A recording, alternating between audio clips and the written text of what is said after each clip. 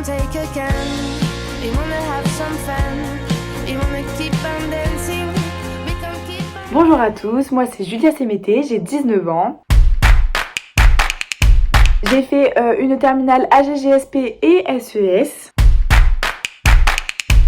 Et aujourd'hui, donc je suis dans une double formation, dans un double cursus, notamment une licence de sciences politiques à la fac, mais aussi une école de journalisme, donc l'ESJ, à Lille en deuxième année. Donc ma formation elle se fait en 2 temps. J'ai d'abord donc une licence de sciences politiques. Donc la licence de sciences politiques elle se fait à la fac, donc comme une licence classique. Nous avons des cours magistraux et des TD. Nous avons des cours tels que sociologie des médias. Là c'est le second semestre de ma seconde année de licence qui commence. Dans ma première année, j'avais par exemple des cours de droit constit, j'avais des cours de politique mondiale, introduction à la science politique. Et là, en deuxième année, c'était un semestre plutôt sociologique. Donc, j'avais des cours où on étudiait par exemple les partis politiques et la vie politique française et ce genre de choses. Donc la fac, c'est un travail personnel qui doit être constant, puisque effectivement on n'a pas beaucoup de devoirs d'évaluation au cours du semestre. On a souvent des TD à rendre de semaine en semaine, donc c'est quand même un travail qui doit rester sur la continuité de l'année, mais il y a donc 2 périodes très intenses, donc 2 partiels où là ça nécessite beaucoup plus de travail, mais effectivement ça n'est que 2 fois dans l'année, donc ce qui nous laisse pas mal de temps pour faire d'autres choses à côté. Concernant la notation, donc c'est typique des partiels de la fac. Souvent on a des moins bonnes notes que ce qu'on avait au lycée, mais cela reste quand même très raisonnable dans la mesure où on fournit le travail nécessaire. La première année est beaucoup plus intense parce que comme dans la plupart des facs qui ont beaucoup de demandes, on essaie de faire un tri dans la première année de ceux qui les cours finalement ne leur plaisent pas, ou qui vont quitter en fait la licence avant la fin de l'année. Donc la première année est toujours plus dure que les suivantes, que la deuxième et la troisième. Donc ça nécessite quand même de s'accrocher, mais à force on prend la technique de travail, on prend la méthode, on prend le rythme, et c'est quelque chose qui se fait très largement. Donc ça c'est d'un côté, et de l'autre côté j'ai donc l'ESJ. L'ESJ donc c'est l'académie ESJ, c'est pas les masters, donc c'est 2 choses différentes. L'académie ESJ en fait elle se sert à préparer les concours des écoles de journalisme pour rentrer en master, donc après la licence. Après 3 ans de licence, on tente les concours des écoles de journalisme pour rentrer dans une école de journalisme, que ce soit l'ESJ là où je suis actuellement, que ce soit des écoles de journalisme à Paris ou à Bordeaux. Donc le but c'est réellement de nous sensibiliser, de nous faire comprendre ce qu'est le métier de journaliste. Et ensuite, donc ça c'est sur les 2 premières années. La première année était relativement théorique, donc on avait des cours tels que décryptage de l'actualité, connaissance des médias, où on étudiait les différents médias, quel média appartient à quelle filiale, etc. Quels sont les enjeux en fait au sein d'une rédaction, d'un média, tout ça. On avait aussi anglais des médias, où là on étudie les médias américains ou britanniques, donc en anglais. Et puis on a donc une partie un peu plus pratique. Donc ça s'est concentré dans la 2e année. Donc on a par exemple des cours d'écriture journalistique. Nous avons aussi un TD web où nous devions rendre des articles et des vidéos qui sont ensuite publiées sur internet, sur un site qui s'appelle Le Châtillon. Et puis nous avions aussi un TD radio qui là va commencer d'ailleurs pour moi au second semestre, où nous allons animer des matinales radio sur Lille, où nous allons pouvoir créer nos propres rubriques et pouvoir décider de ce que nous allons parler, faire des interviews, faire des micro-trottoirs, ce genre de choses. Donc la partie pratique elle s'est vraiment concentrée sur cette 2e année. Et la 3e année c'est donc une année de préparation au concours, où là nous allons réellement travailler intensément les concours écrits des écoles de journalisme. Donc c'est les dossiers, ça nécessite comme sur Parcoursup de répondre donc à des questions, et faire des écrits d'imagination, ce genre de choses. Et après sur sélection des dossiers, nous passons des oraux. Donc c'est les oraux, un peu la même typologie que les oraux de Sciences Po Paris. D'ailleurs Sciences Po Paris fait partie de la liste des écoles de journalisme parce qu'ils ont un master de journalisme très reconnu. Et dans ces cas-là, nous allons travailler les oraux, surtout l'actualité, parce qu'on a beaucoup de questions sur l'actualité, la culture générale, les enjeux du métier de journalisme, etc. Donc c'est vraiment l'avantage d'être dans l'académie ESJ, parce que ça nous permet réellement d'avoir une préparation intensive à ce qui nous attend pour les écoles. C'est certaines personnes qui, après 3 ans dans une licence de droit ou dans une licence de sciences politiques, sans l'académie, vont préparer les écoles de journalisme tout seuls.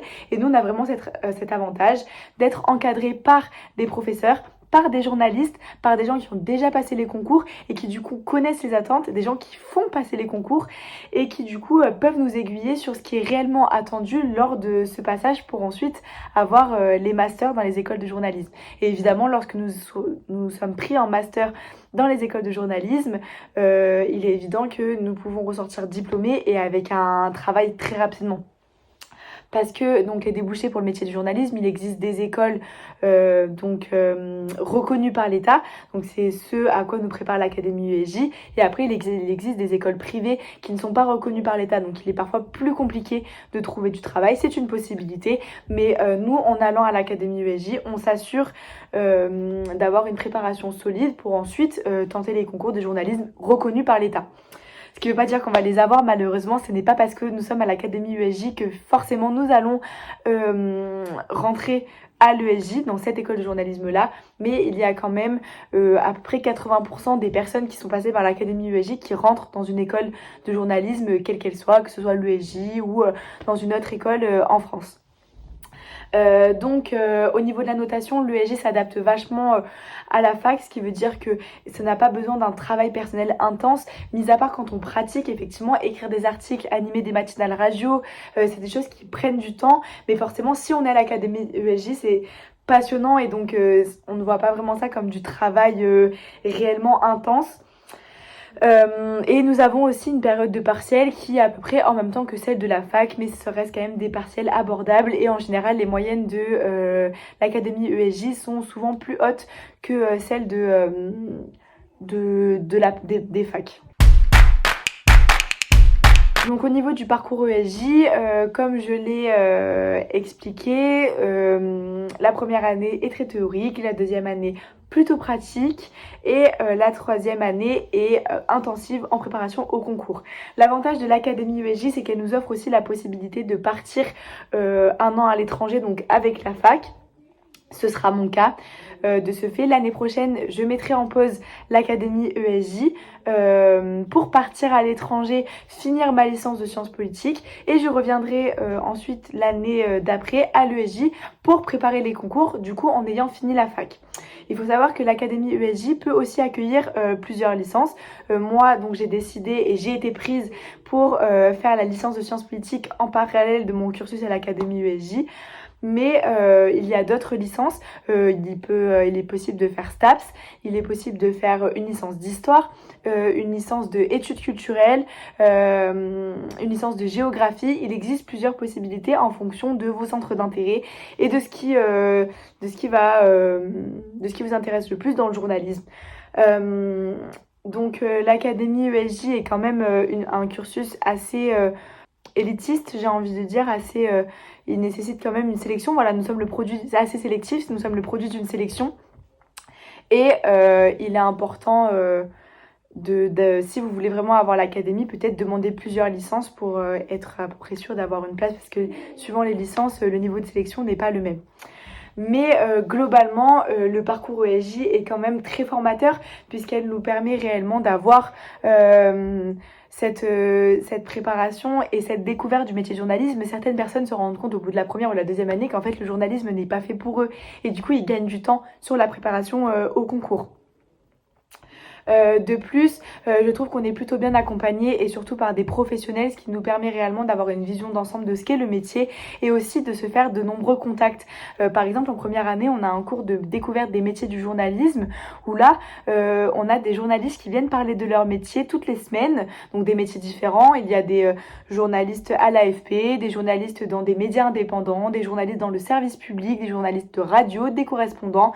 On voit toutes les typologies que peut nous offrir ce métier et donc ça permet de nous aiguiller dans quel type de journalisme nous voulons faire, même si on a encore le temps, et d'être sûr qu'en fait c'est ce que l'on veut faire. De plus, il faut savoir que l'ESJ fonctionne à peu près de la même manière que la fac, ce qui veut dire qu'on a beaucoup de temps libre. Et en fait, l'ESJ nous met à disposition l'ensemble de ces moyens, notamment techniques, par exemple des micros, leur salon d'enregistrement, leur matériel, ce qui veut dire que si demain nous avons envie, nous pouvons créer notre propre média étudiant ou créer de nombreux projets puisque nous avons le temps et en plus nous avons les moyens mis à disposition par l'école.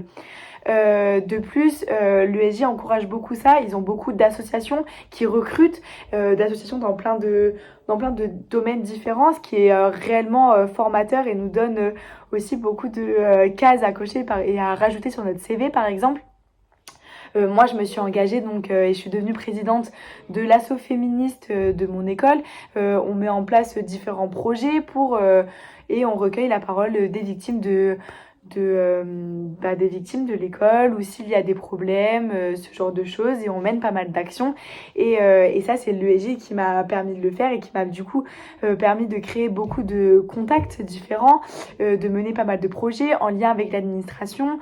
Ça donne cette occasion là. Il y a aussi par exemple des assos de ciné, il y a plein de médias étudiants différents, des médias sportifs qui ont pas mal de visibilité, des associations qui ont des actions différentes et c'est ça la richesse que nous offre le parcours de l'ESJ, c'est d'avoir le temps et les moyens pour s'engager dans des domaines qui nous tiennent à cœur et qui nous intéressent tout particulièrement et qui permettent de nous épanouir donc dans notre vie étudiante. De plus, ça permet de faire quelque chose que l'on aime et qui est passionnant sans forcément avoir beaucoup de travail personnel. Effectivement, il faut travailler. C'est une licence où ça nécessite du travail régulier et constant, mais ça reste quand même des choses que l'on aime et qui nous permet de découvrir plein de choses différentes d'une autre manière que ce que peut nous faire découvrir la fac ou une prépa par exemple. Donc forcément après l'académie ESJ c'est plutôt la plupart tentent les concours des écoles de journalisme pour donc devenir journaliste dans différents domaines. Par exemple, les masters, une fois pris dans une école de journalisme, la première année est assez générale et la deuxième année, on nous demande de nous spécialiser. À l'ESJ, il y a un master, il y a des spécialisations en radio, en actualité internationale, en télé, en presse de proximité. C'est ce que offre aussi l'académie ESJ, c'est d'autres filières un peu plus professionnelles, c'est-à-dire qu'il y a seulement 1 ou 2 ans de formation après l'académie en 3 ans pour découvrir différents métiers. Vous avez donc la licence professionnelle sportive où là c'est une formation en 1 an où après vous trouvez du travail sur le marché du journalisme sportif. Et il y a aussi donc la filière journalisme de proximité où là c'est plus pour faire du journalisme donc régional, donc dans des rédactions plutôt locales comme La Voix du Nord, le Midi Libre dans le sud ou ce genre de choses. Donc ça serait c'est en parallèle, c'est après l'académie ESJ et c'est sans tenter les concours des écoles de journalisme, mais c'est proposé donc par l'ESJ, donc c'est quand même sélectif.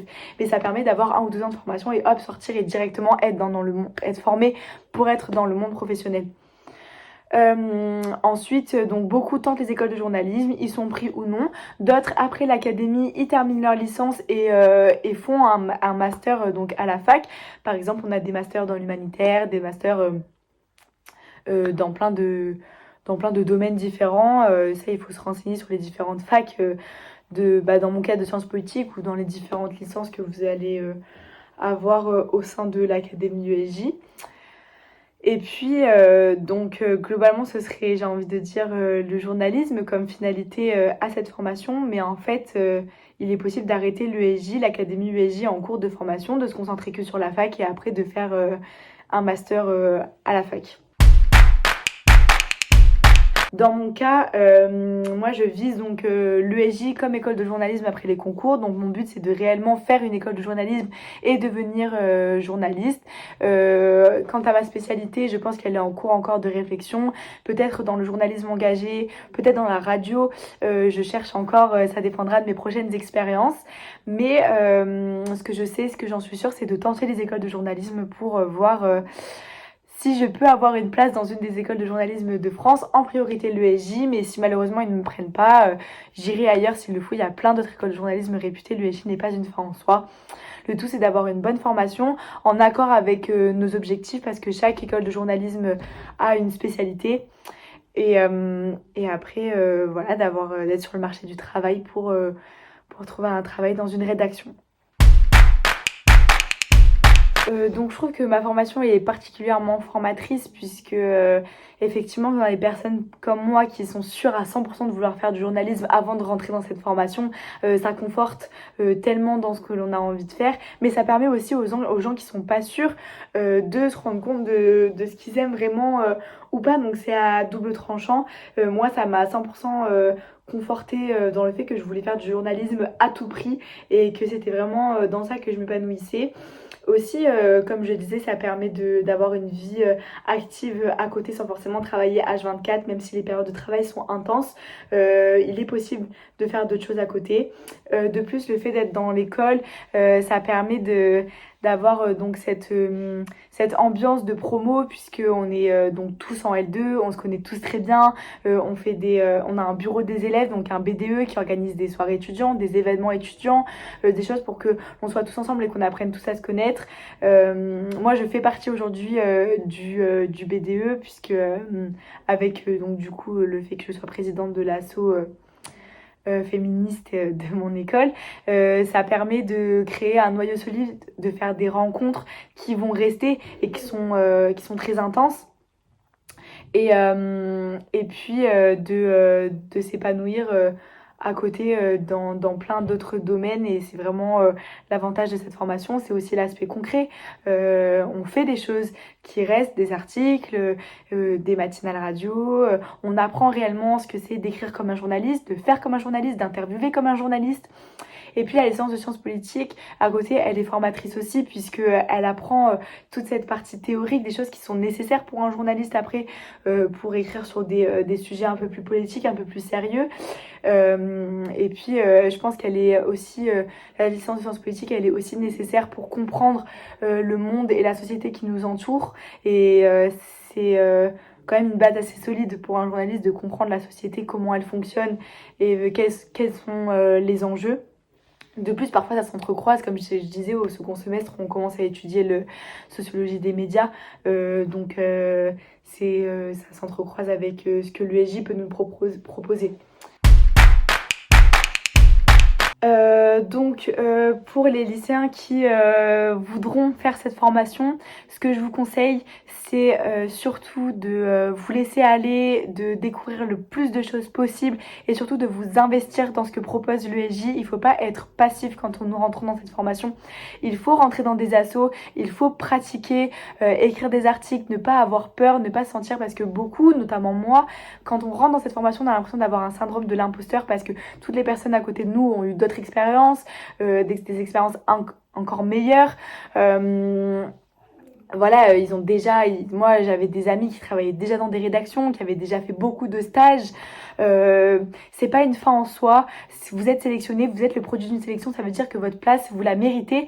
Et donc, il est nécessaire de pratiquer pour s'améliorer et donc de s'investir, même que ce soit hors médias étudiants, des assos qui agissent dans les domaines qui vous plaisent. Vraiment, c'est très très important de faire des choses au sein de l'académie parce que c'est pas toute cette formation qui vous proposer autant de choses pour vous épanouir et pour vous faire grandir dans cette vie étudiante. Donc c'est vraiment important de profiter de ces années, surtout de la première et de la deuxième année assez intensément.